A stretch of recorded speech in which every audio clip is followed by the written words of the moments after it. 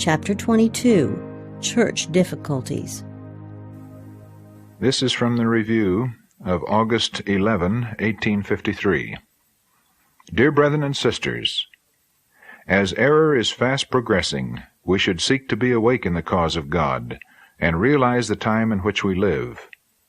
Darkness is to cover the earth, and gross darkness the people. And as nearly all around us are being enveloped in the thick darkness of error and delusion, it becomes us to shake off stupidity and live near to God, where we can draw divine rays of light and glory from the countenance of Jesus. As darkness thickens and error increases, we should obtain a more thorough knowledge of the truth, and be prepared to maintain our position from the Scriptures.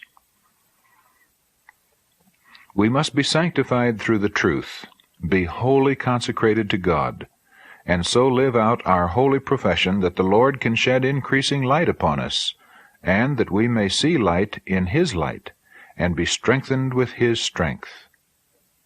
Every moment that we are not on our watch, we are liable to be beset by the enemy, and are in great danger of being overcome by the powers of darkness.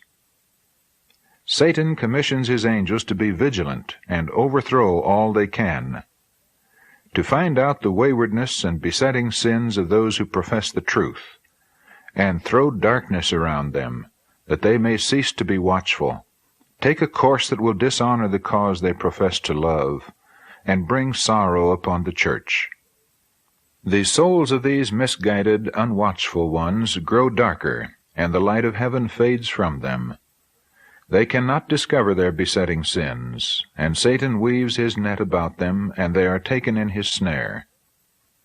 God is our strength. We must look to Him for wisdom and guidance, and keeping in view His glory, the good of the church, and the salvation of our own souls, we must overcome our besetting sins. We should individually seek to obtain new victory every day. We must learn to stand alone, and depend wholly upon God. The sooner we learn this, the better. Let each one find out where he fails, and then faithfully watch that his sins do not overcome him, but that he gets the victory over them. Then can we have confidence toward God, and great trouble will be saved the church.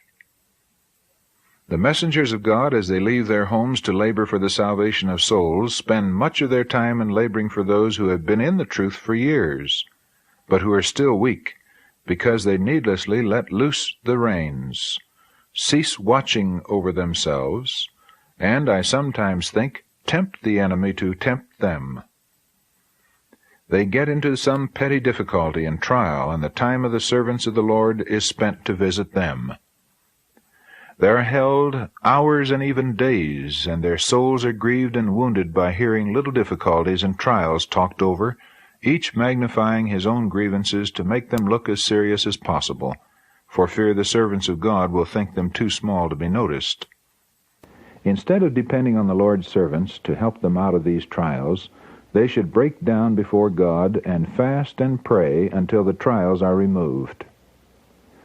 Some seem to think that all that God has called messengers into the field for is to go at their bidding and to carry them in their arms, and that the most important part of their work is to settle the petty trials and difficulties which they have brought upon themselves by injudicious moves, and by giving way to the enemy, and indulging an unyielding, fault-finding spirit toward those around them. But where are the hungry sheep at this time? Starving for the bread of life.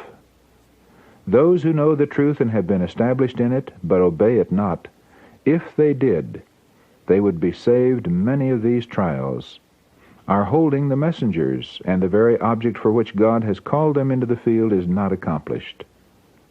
The servants of God are grieved, and their courage taken away by such things in the church, when all should strive not to add a feather's weight to their burden, but by cheering words and the prayer of faith should help them. How much more free would they be if all who profess the truth would look upon them and try to help others, instead of claiming so much help themselves. As it is, when the servants of God enter dark places where the truth has not yet been proclaimed, They carry a wounded spirit caused by the needless trials of their brethren. In addition to all this, they have to meet the unbelief and prejudice of opposers and be trampled upon by some.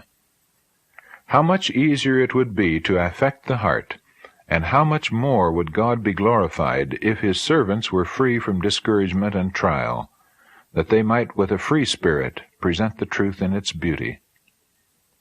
Those who have been guilty of requiring so much labor of God's servants, and burdening them with trials which belong to themselves to settle, will have to give account to God for all the time and means that have been spent to gratify themselves, thereby satisfying the enemy.